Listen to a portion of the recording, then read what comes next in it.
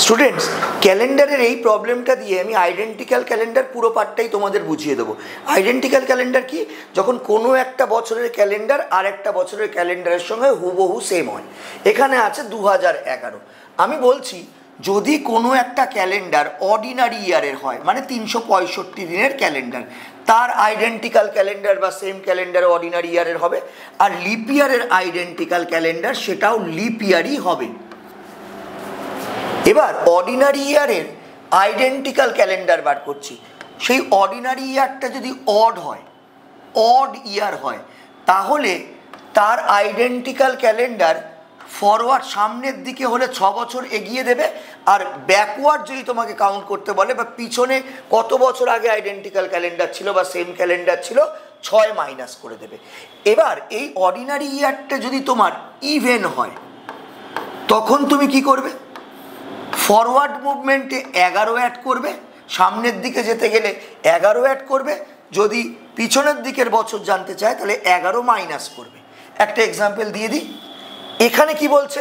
2011 odd, 2011-র পরবর্তী identical calendar 6 বছর যোগ করে দেবো 2017। আমাদের কোশ্চেন অনুযায়ী এটা আনসার হয়ে গেছে, সেসব ঠিক আছে। এবার 2006 থেকে 2011 থেকে 6 বছর পিছিয়ে দিলে এর আগের আইডেন্টিক্যাল ক্যালেন্ডার হবে 2005।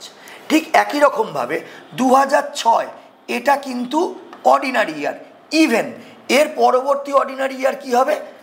পরবর্তী অর্ডিনারি ইয়ার আইডেন্টিক্যাল ক্যালেন্ডার সেটা হবে 2006 আর 11 2017।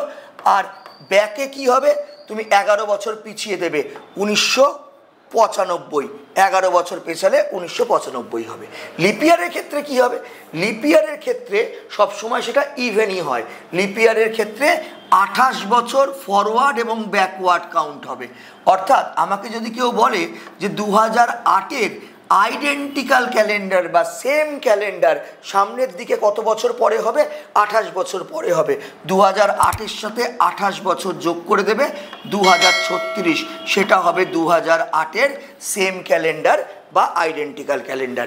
একটা প্রশ্ন দিয়ে আইডেন্টিক্যাল ক্যালেন্ডারের তোমরা সব প্রশ্নের উত্তর পেয়ে গেলে। Thank you.